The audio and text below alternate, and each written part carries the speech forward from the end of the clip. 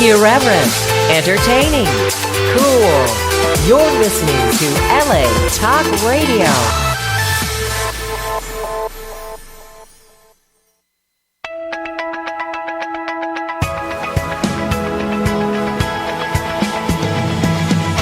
You're listening to Question Reality with Priscilla Leona, right here on LA Talk Radio.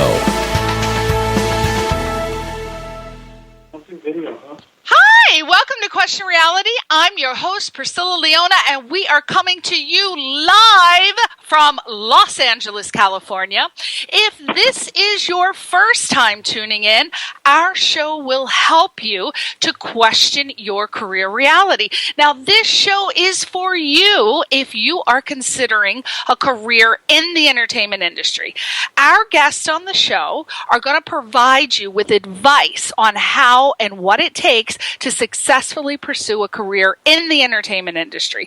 And if you've been listening to us for the past 8 years, you know that our guests include Emmy winner. I can't talk. Oh, I need to clip my tongue a little bit. Okay, I think that was a wild turkey cocktail before the show, but let's go on. Our guests include Emmy winners, Grammy winners, Tony winners, reality TV stars, producers, directors, actors, singers, comedians, casting directors, talent managers, screenwriters, novelists, and you get the idea. The list goes on and on and on and on. So basically, if they're working professionally in show business, we are going to have them on the show to give you entertainment career advice. And we make sure that our guests are at different stages of their careers. That means from professional to beginner. And that way, you are definitely going to have someone on the show who will be able to help you with your show business career questions. We don't want to just hear about the stars all the time and how they're loving life and driving their Porsches and Maseratis. We want to hear about the trials and tribulations of the beginning actor, just in case you're living in the Midwest or somewhere and you're thinking you're going to come to Hollywood and you're going to be walking the Oscar red carpet in a month. No, we want to hear what it takes. So that way it's very well balanced. Now, you can either listen or download to any of our past shows by going to our archive page, and that's on the LA Talk Radio website. So just go to latalkradio.com. There's a Channel 1 link, and there's a drop-down box. You click Question Reality, and this takes you directly to our archive page. And our shows are also available to listen to on iTunes under the podcast section, and also on the very famous Stitcher.com. So just type in our show, Question Reality, in the search box. Now, if you want to find out about our future guests, as you know, we're always booked 6 months to a year in advance, but you can still be on the show because I think we're booking for I think August or September, something like that. I'm not sure what my assistant said, but you can still be on the show. So if you want to find out more about that, go to our official website, which is different from latalkradio.com. Our official website, where you can see all of our future guests, is called questionrealityradioshow.com. questionrealityradioshow.com. And you can see all of the fantastic guests coming up. And you can also submit if you're working professionally in the entertainment industry or know someone that is. And again, you don't have to live in Los Angeles to be on the show. We have many, many, many guests that are international, so and also live outside LA. So don't worry about that. Now, also encourage you to download our free app for Android and iPhone to be able to listen to all of the other exciting, informative shows on LA Talk Radio. So just go to our homepage, and it's down the bottom. The app is down the bottom. It's located towards the right-hand side. So get that app so you can listen to me every single week. Oh, well, not just me, but you get the idea. Now, as always, we have a fantastic, gorgeous guest on the show today. Her name is Sondra Currie, and she is an actress.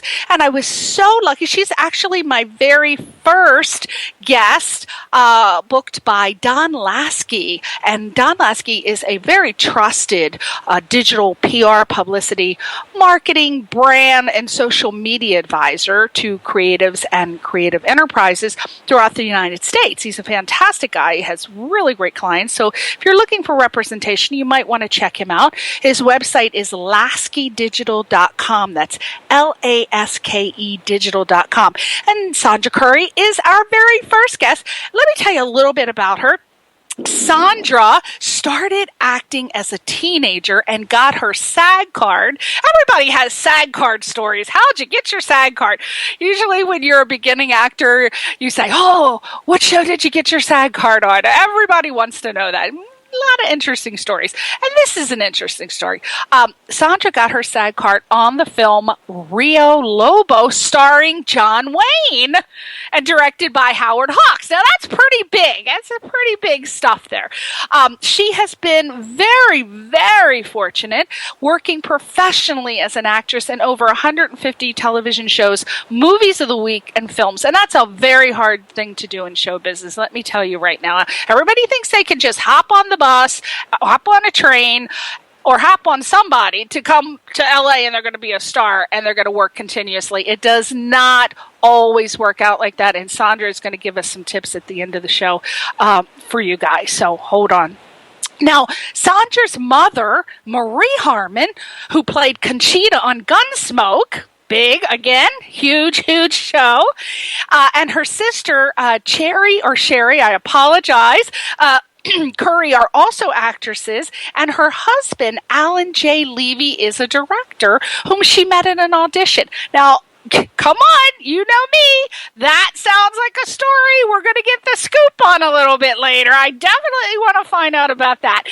Very, very cool. When you hear this, Sondra's brother-in-law is Robert Hayes from the favorite cult films Airplane and Starman. Can you believe it? This woman is like saturated in celebritydom. I'm going to just call it celebritydom. Now, Sondra's most recent film role was in the mega film. Now, you know I love me some Bradley Cooper. Woo! I'm going to hire somebody to just snip a piece of his hair and keep it as a little trophy. She was in his movies, the film trilogy Hangover. Very exciting. So we're going to hopefully hear some Bradley Cooper stories. And Sondra played, in the film, she played Linda Gardner, who was Zach's mom. Now, she recently also had recurring roles on Tyler Perry's Love Thy Neighbor as Miss Vivian, and she just completed the sci-fi pilot Supernova 45, which her husband Alan directed. So we're going to find out how that works, because usually I hear some stories about the husband and wife working together, so we're going to find out how they do it.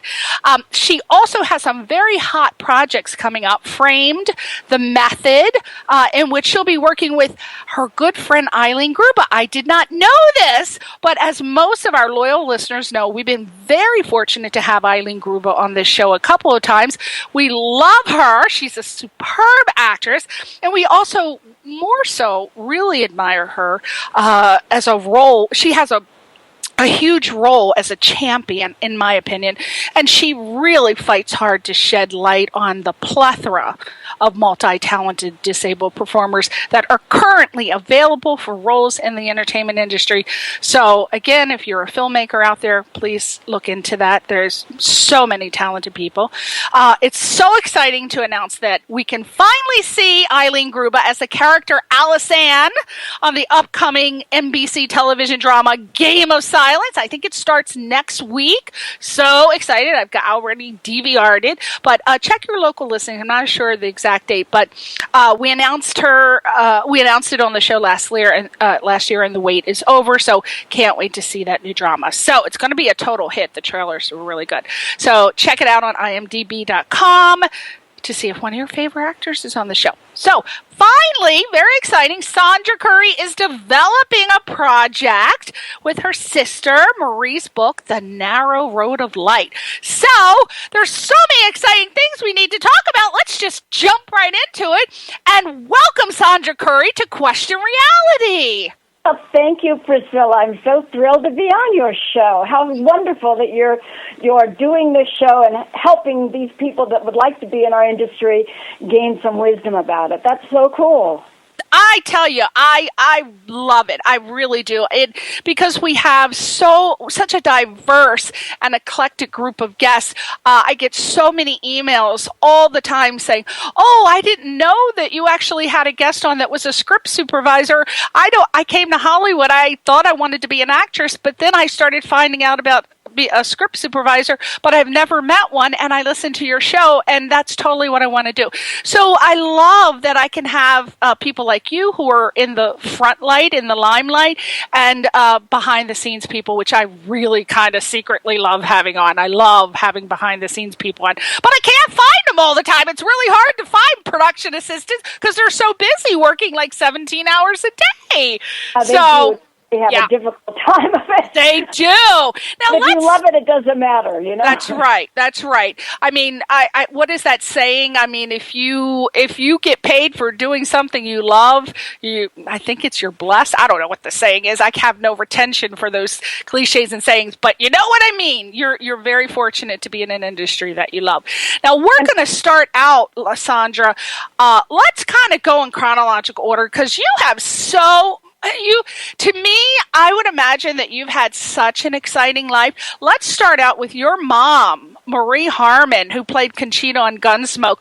Woo! How exciting was that? Did she have any fun stories from working on the show? Do you remember any stories, or what was it like growing up in a household with your mom being an actress? I guess she was your inspiration, right? Well, in a way, yes and no, because she had stopped working by the time I was really knowledgeable enough to pay attention at all, and she gave me every kind of acting and dance class you could possibly take. Truthfully, it really wasn't until much later when TV Land started that nostalgia TV, and they started having the old Roy Rogers shows on. And my mother was Roy Rogers' leading lady before he married Dale Evans. Wow. We were able to get, all of a sudden they said you can buy these, at that time they were the VHSs, and so we got them, and Alan and I, we sat down with my family and we looked at them and went, oh my gosh, she was fabulous. She was so natural and so funny, and I thought we just had no idea how terrific she was. She really was, and she started so young. So I didn't really have the input of having a famous mother because she was past that. My mother was in the dress business when I really started remembering. However, she did start me modeling at that time, so we would do those mother-daughter kinds of modeling. Oh, the modeling and the pageants or any... yes, and also just even the live modeling. And she would make me walk with books on top of my head. I mean, she really, anything good about me now, she was responsible for. Now, she was not easy. Usually people on that professional level, they're very by the book, very type A personalities, but yet they can incorporate the fun side too. But they're professionals, and they're going to be hard on you. Yes, it's got to be hard. I can't imagine growing up with a celebrity mom, but you know what I'm saying. You got through it. But did you see as a small child? You obviously were aware that she was an actress, and were you curious, like, oh, I wonder what mom did before, or? No, I mean, a terrible thing to say. I think I was more into myself. Oh, okay. I can dig it. I think I was a cheerleader, and I was more into myself, and she did encourage that, though. You know, she would want me to do at family picnics or family barbecues or whatever. She would always get me and my cousin Judy to sing. We would be singing songs and doing all that kind of stuff. So she really devoted a lot of time to us, and I don't know that I was infatuated with what she did. I was totally taken by her sense of being, though. She was a beautiful woman and really was able to put herself together impeccably. And so that's more what I knew of her. She was kind of a grand lady like that. Mm-hmm. So nice. As far as the acting, though, I didn't really fully realize just how terrific she was, and until later, and when she started getting calls to go on all these autograph shows. But I was grown, you know, I mean, and they were flying her all over when they were the Western collectible shows, and she was honored with the silver boot, things like that. Oh, wonderful. Jane Russell, she was there that night too, also being honored. And then I started going, wow, she's got a big following. So wow. About it. But now, I'm thrilled to kind of know all of it. I'm thrilled to have her genes, Yeah. That for sure. Now, you also, as if you didn't have great genes from your mom gave not only you passed the buck on, shall we say, but your sister, is it Cherry Currie or Sherry Currie? Oh, it's Cherie, and Cherie and Marie are twins. Oh! I didn't know! And Cherie was the lead singer in The Runaways. Yeah, so, she rose to major rock stardom. She was like the teenage lead vocalist for it's a now legendary all-female rock band, The Runaways, who included Joan Jett and Lita Ford and Sandy West and Jackie Fox. I was huge. Oh my God, I loved Sondra Joan Jett. That song, I Love Rock and Roll. I was all on it. But she was. And Cherie, her book, no, that's Marie's book. Cherie's book was called Neon Angel, and the film that was out about 4 or 5 years ago was based on Cherie's book. It was actually our family life, though I and my brother were not in the characters because we wouldn't give them our life rights. They wanted our life rights. And Dakota Fanning played Cherie, and Kristen Stewart played Joan, and Riley Keough, who is Priscilla Presley's granddaughter, played Marie. She played Marie. Wow, are you kidding? What's the name of this movie? It's called The Runaways. The Runaway. Oh my God, I don't know how I missed that. I don't know how you missed that too, because that was only about 4 or 5 years ago. I missed that. I would have been all over anything Joan Jett. Wow. That's going to go on I'm going to search that on Netflix. Wow. The Runaways. After you see that, then you have to get a hold of me because I'll be curious. I can tell you stories about that, but I won't tell you until after you see it. Oh my Lord. Well, one of my question was, were you involved at all on your sister's musical journey? The family, were you involved? What are your some yes, of your I was in a way, because my mother remarried during that time and she moved to Jakarta, and so I was here and having to kind of oversee some of the contractual meetings and whatnot. However, Cherie really wanted to. She just she didn't want me to blow it for her, which of course I wouldn't. But I was extra protective of her. But then when she started really acting, also, then I did help her out. I mean, I really helped her with the audition. She had to go back 3 times when she got Foxes, which was Adrian Lyne and David Putnam's first film here, and that was also with Jodie Foster. And it was a pretty powerful film, and she did a wonderful job. She turned 18 on that film. Wow. So, and then she did a few films after that. But Marie, excuse me, Marie is an artist and also an author, and she's the one that wrote The Narrow Road of Light, which is one that we're trying to get moving forward again. Yeah, we're definitely going to talk about that for sure. Now, I want to know what are Alan J. Levy, your husband. Now, I am so curious because I've heard all kinds of stories. A director who you met in an audition. I want to know give us the scoop. How did that happen? That is just amazing. I'm fascinated with that. How did it happen? Well, I just had an audition for a film called You didn't know him, right? You didn't know him before. Oh, at that time I did not know him. Okay. And I was married to my ex-husband, and he was the director on the film and kept bringing me back over. It was in the middle of a writer's strike, and he kept bringing me back over and over again, and it was narrowed down to 3 of us. Wildly enough, one of them is one of my very closest friends now, Lonnie Anderson, and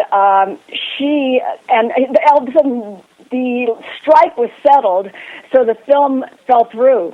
And so I didn't see him again for about another 4 or 5 years. Oh, my God, Priscilla, I could not even get an audition with this man. So, What? I mean, I was going, excuse me. And he was doing, at that time, he was working all the time, and he directed Scruples, which was the miniseries. He did several big miniseries then. And there were lots of women on Scruples. I couldn't get in on it. So finally, there was another strike in the early 80s, and my agents called me, and they said there's an industrial being done over at Universal, and I think you know this director. And I was being that kind of stuck-up person going, I don't do industrials, what do you... Right. But there was nothing else going on. Yeah. And it sounded fun. It was a Western. So I went over and I read for it, and again I didn't get the role.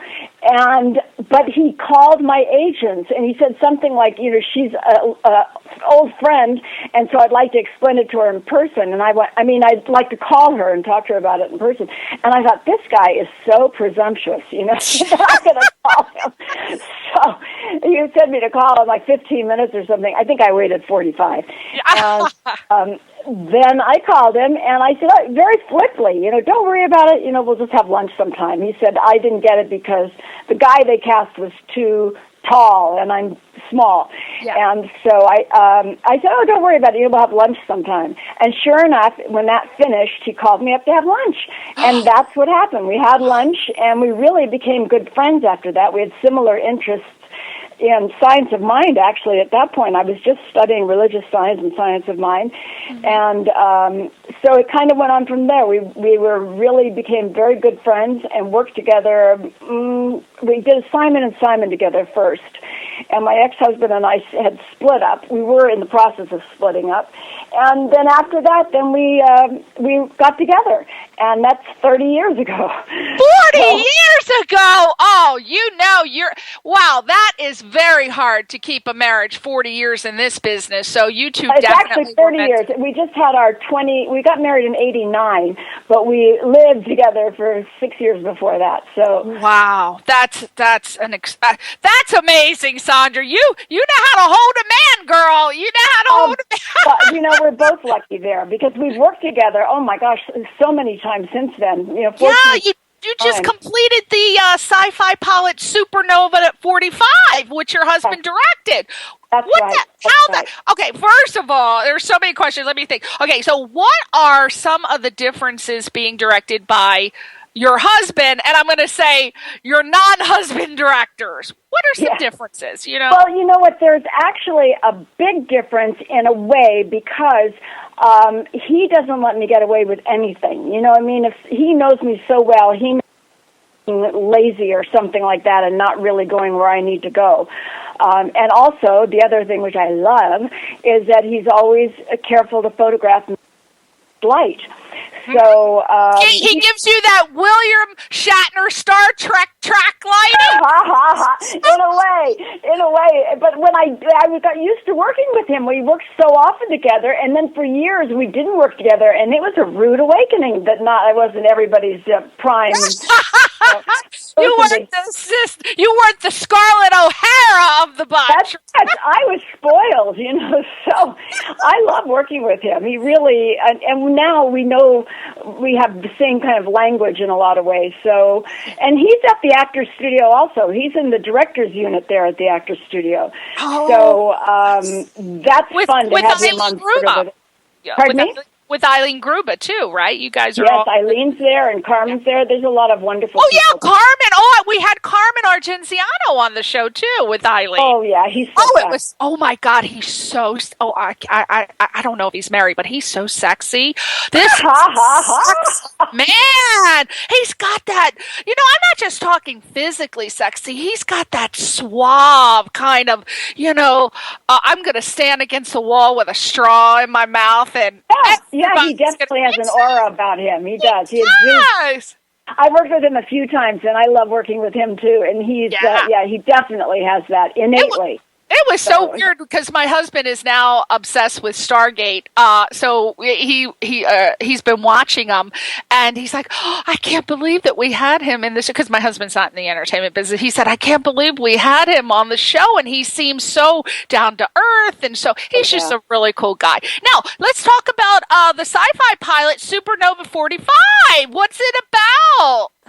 Well, this is kind of an interesting one, and it's kind of morphing a little bit as we speak, because it's about a young kid almost who has supernatural powers, and there's a space alien blob kind of a thing that can, it's almost like the Blob. If you remember the Blob a long time ago, where it can assume different identities.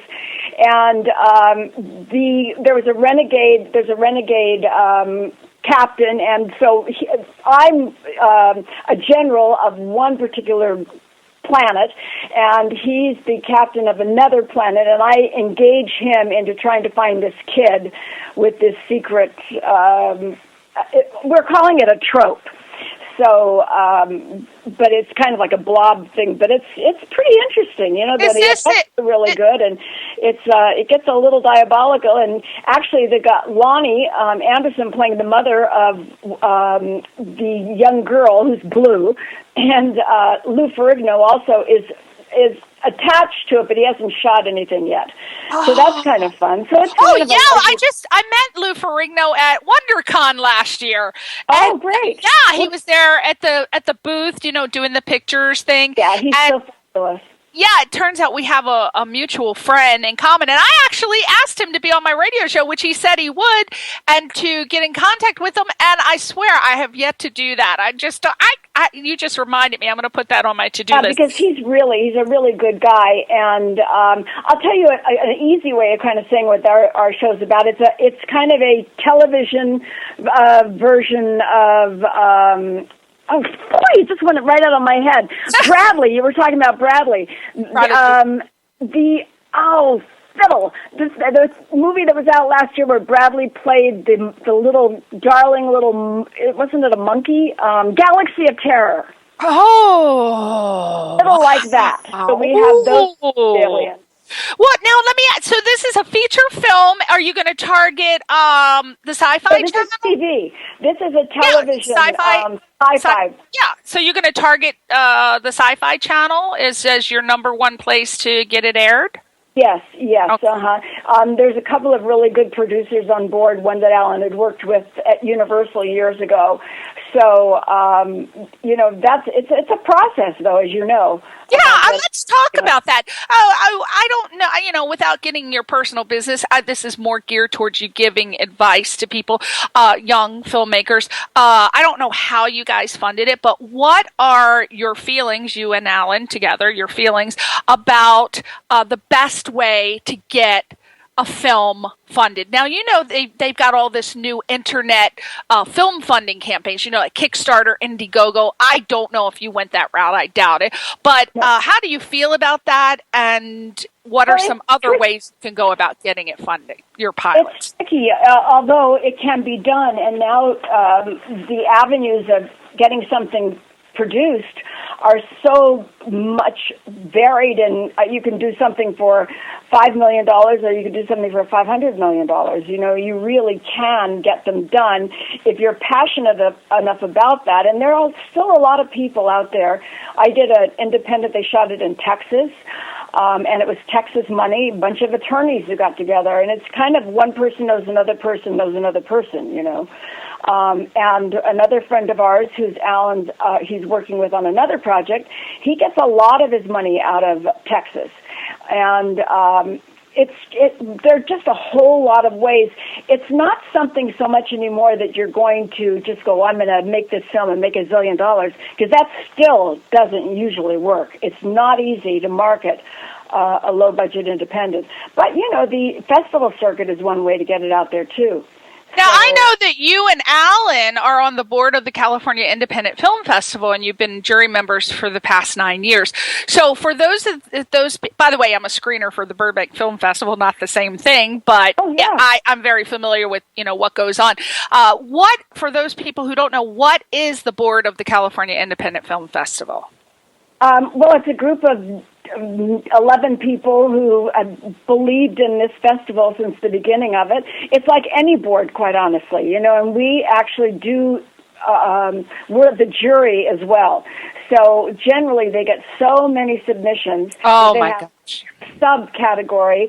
And by the time they narrow them down for us, they usually send us about anywhere from 5 to 8 in each category. So that would be me. I'm a screener for the Burbank Film Festival, and I tell you, I'm obsessed with it. I love it so much.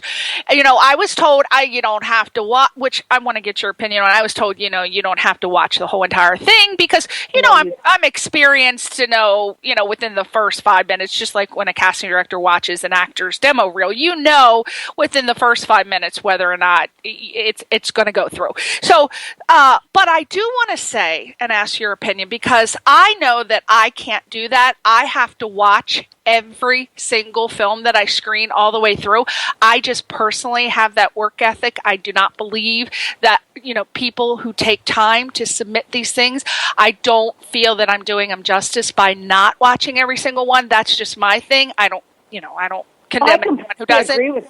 I don't feel that it's fair. I don't think it's morally ethical. So I watch them. Even if they're bad, I'll just watch the shit. I'll watch it. Right. Now, so many fabulous film screenwriters, producers, directors, actors submit for these film festivals, Sondra.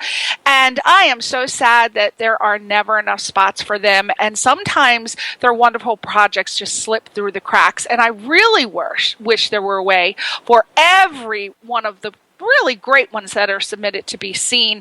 But I find that there is a lot of nepotism. I feel that I have gone into people, now not my personal experience, not with the Burbank Film Festival, but I've heard from my producer friends, my director friends, people who have the inside scoop that people who run the film festivals, that they give the spots first to their friends and family members. Is this true? And if so, how can we give any tips for people who are not related to the people who are running the festivals to increase their chances of being selected? Well, number one, I think that unfortunately, or fortunately, because I've gotten jobs through some nepotism too.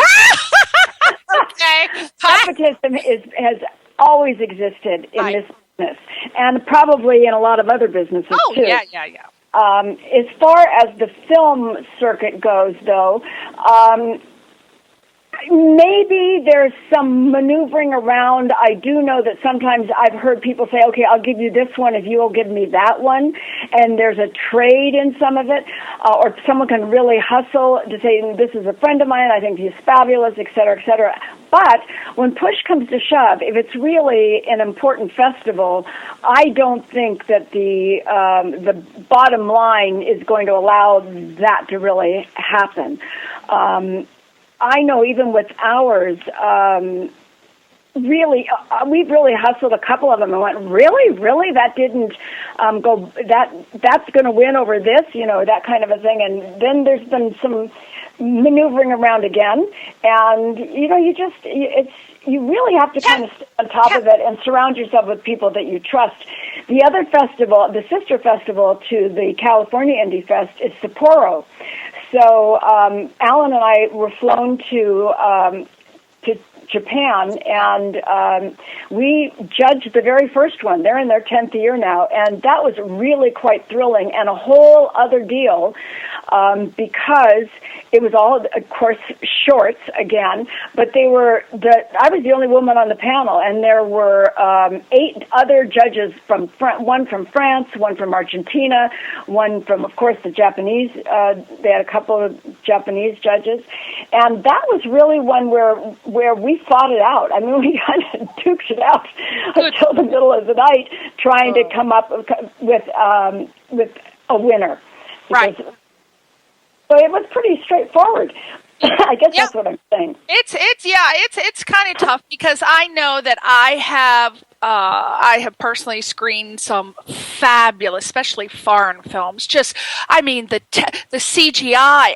Some of these films that I've screened look like they could be put right on the silver screen right now, right in any AMC theater.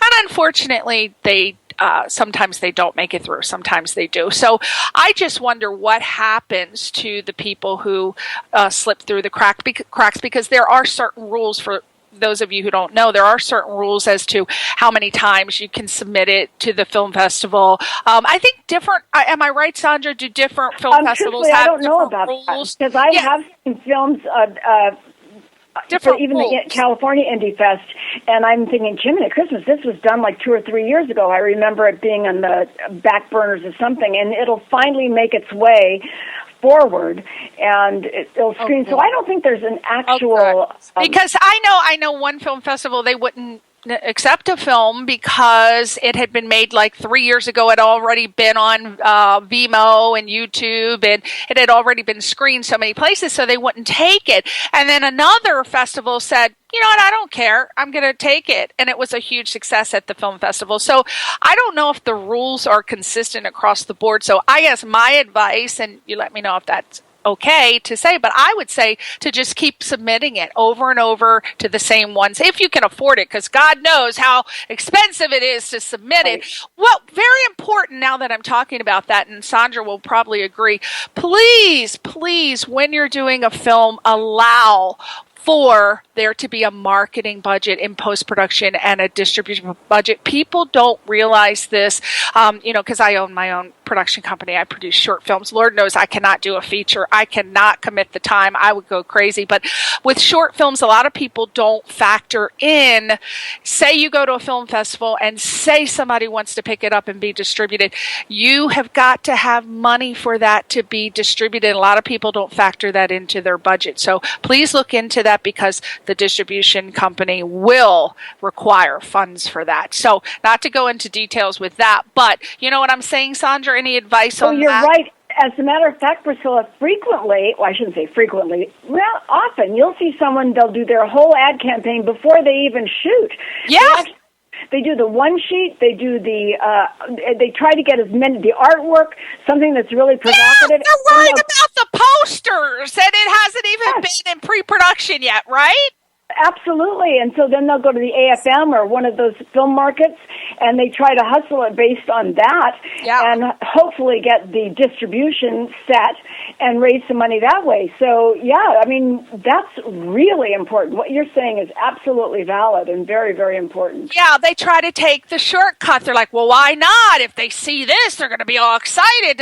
No, I don't know. People have done it that way and been successful, but I can't do it that way because I have a ABC 1, 2, 3 type personality. I won't even worry about a film until I have the complete funding. I can't do that. A lot of filmmakers start filming and they're in pre-production. They may make it to production and then they run out of money and then they start running a film campaign. I don't know how you do it. I'd be a nervous wreck. I couldn't do it. Oh, my gosh, yeah. I have to tell you, when I first started out, there was one film I was doing, and this guy, the man who directed it and wrote it, they were bonding the film through Screen Actors Guild every single night. Before we would show up the next day to go to work, we had to be sure the money was in the bank for the day by day he was doing that. And finally, he ran out of money. None of us knew it, and we were up in Auburn, California, shooting, and we woke up the next morning. We were at this little fly-by-night motel. And the next morning we woke up and we were going, well, where is he? Where is he? Well, he had run off in the middle of the night. With the film fans in the trunk of his car because he had no more money to do it at that point. And he kept, gotta trust me, I'm going to make this film. And it was funny but not funny, you know. And he did finally together. 3 months later, he pulled everybody together again.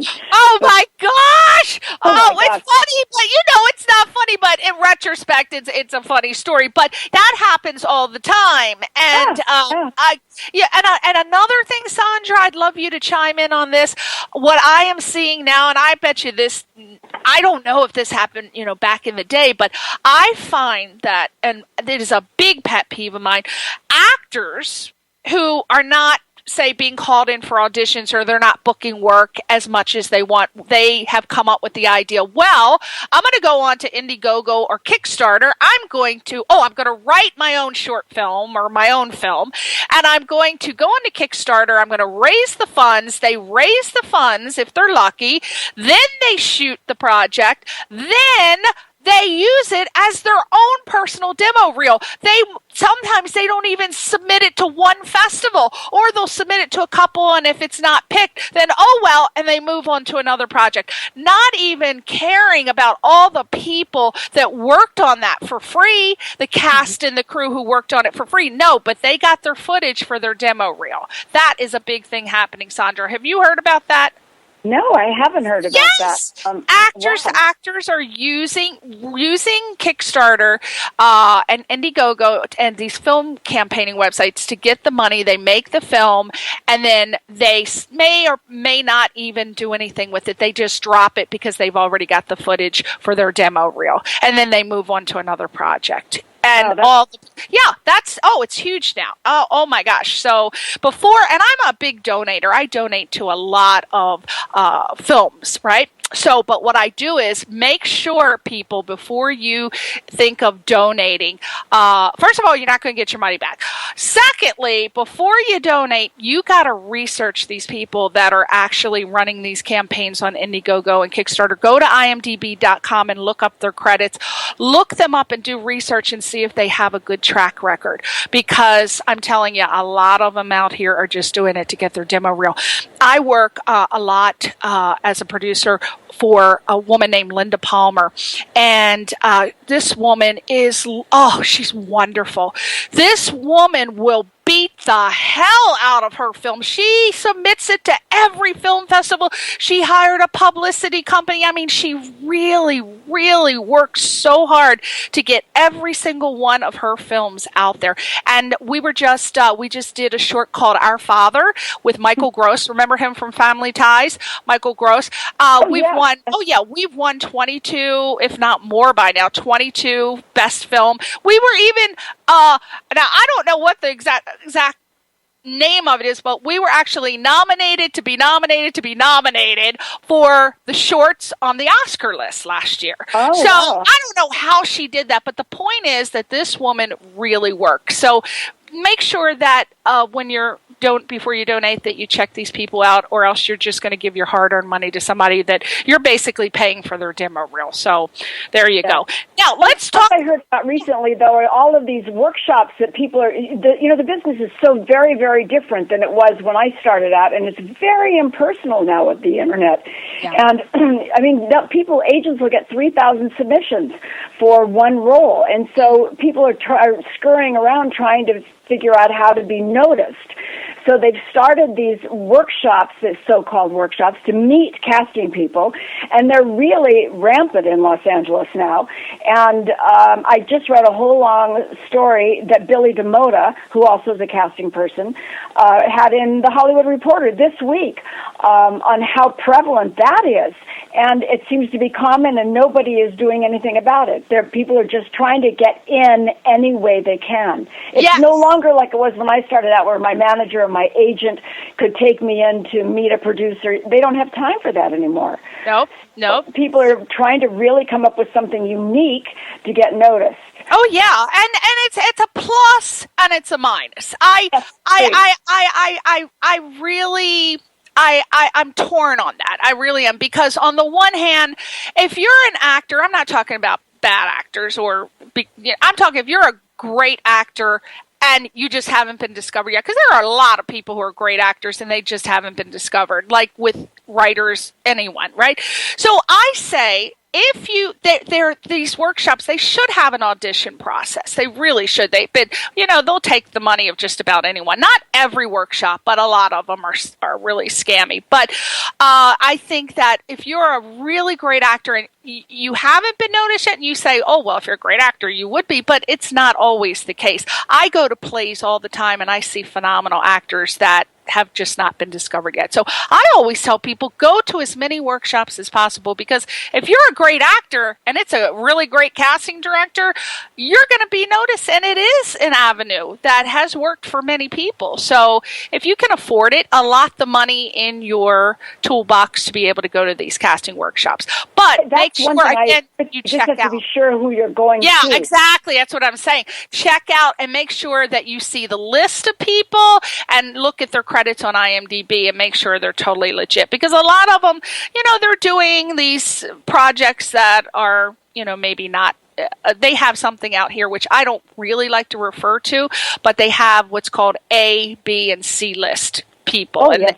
That's been around forever, though. Oh, I know, but I feel calling one person an A-list actor and another one a B and C. It's like, but that's just the way, right, Sondra? It's been around for a long time. So make sure that these are current working casting directors that have projects on. So there you go. So let's talk real quick, because we got 5 minutes. I can't believe it, Sondra. We need to take 5 hours to talk. Let's do it. It's good. It's a 50-minute show. I want to talk Robert Hayes. Yeah, brother-in-law, Airplane starman. All I have to say is, what? Oh my God! Those films are huge, and they still remain cult favorites. Airplane was hysterical, had heavy comedy stars. How did this impact your family life? It must have been thrilling for everyone. Tell us about that. Oh, he is. He's a great guy too. He's really fabulous and very giving. He's a great dad. My sister and he have a son named Jake Hayes, and Jake has his own band. He's really a very spiritual kid. I think he's an old soul. He's just wonderful. He just turned 20, I think he's 23 or 4 now, and redhead, blue eyes, gorgeous. He looks like Robert Redford did as a young guy.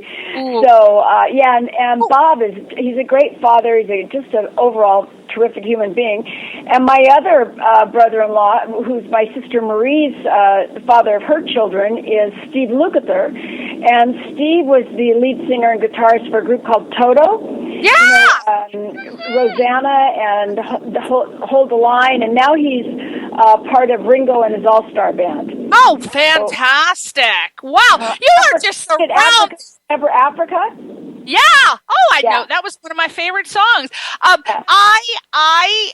can't even believe your life. You have like such a fabulous life. People want to be you. People probably obviously want to look like you, because you are a beautiful, beautiful woman. I mean, I was looking at your picture. I'm like, wow, this woman is just a classic beauty.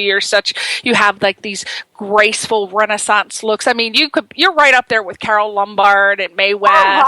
Thank you. You're beautiful. Beautiful woman.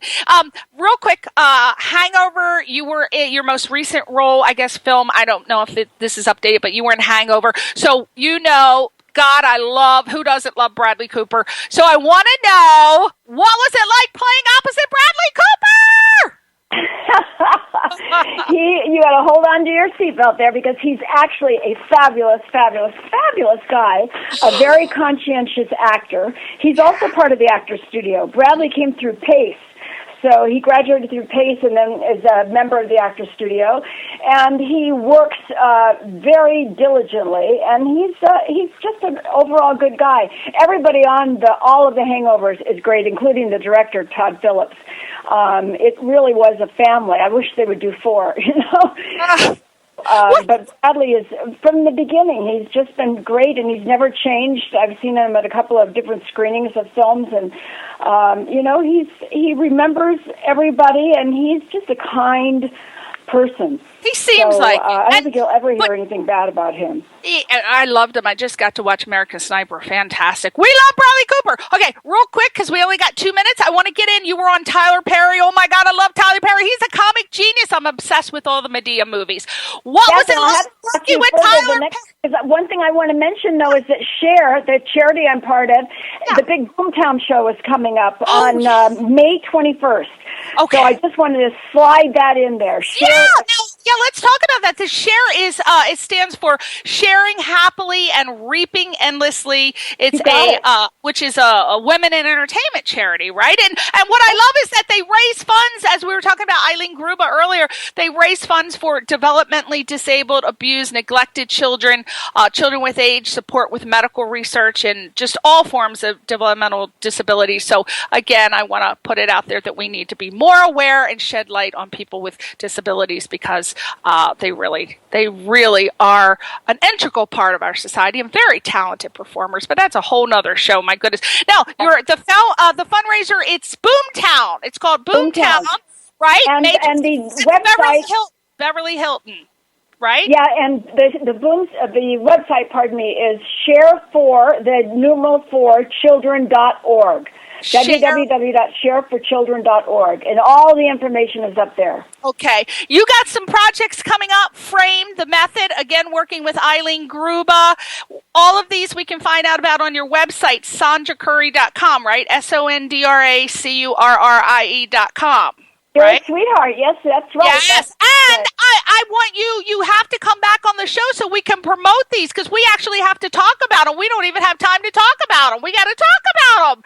So We got to talk, girl. We got to talk. Yeah, and you're doing a project, The Narrow Road of Light. You're developing with your sister Marie. We got to talk about that. So why don't you come back, have Dan book you for August, and I will do that. Would you do that? And then we'll talk about your sister's project and then talk about your other stuff. Before we leave, you and I have a mutual friend in common. Oh, tell me. Mary Lou Belli.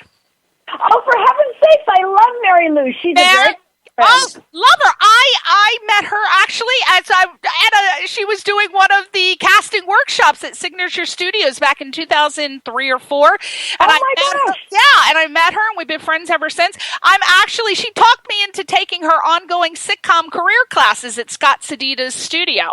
So she is. I used to go to privately to her when I was doing half hours a lot, and then she just got too busy as far as she's directing a lot now. Yeah. Yeah, she is. Dramas as well as comedy. I love her teaching style. She is an amazing teacher. Yeah, she is. Yes, her on the show, Priscilla. She's great. I've had her on I had her on 3 times. All right. Well, see, I'm hustling my friend, and you're ahead of me. Yes, well, I'm sure that I tell her that I know you and that you're coming back on the show.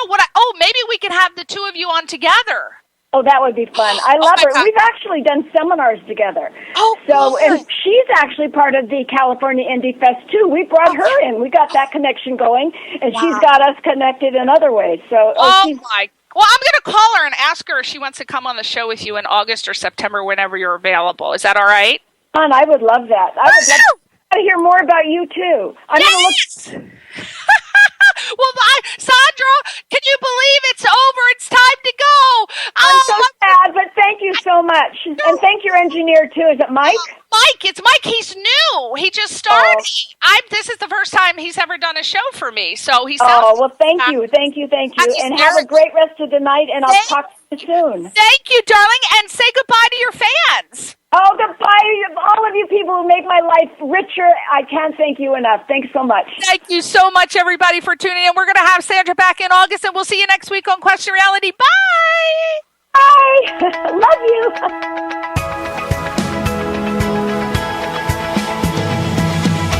You're listening to Question Reality with Priscilla Leona, right here on LA Talk Radio.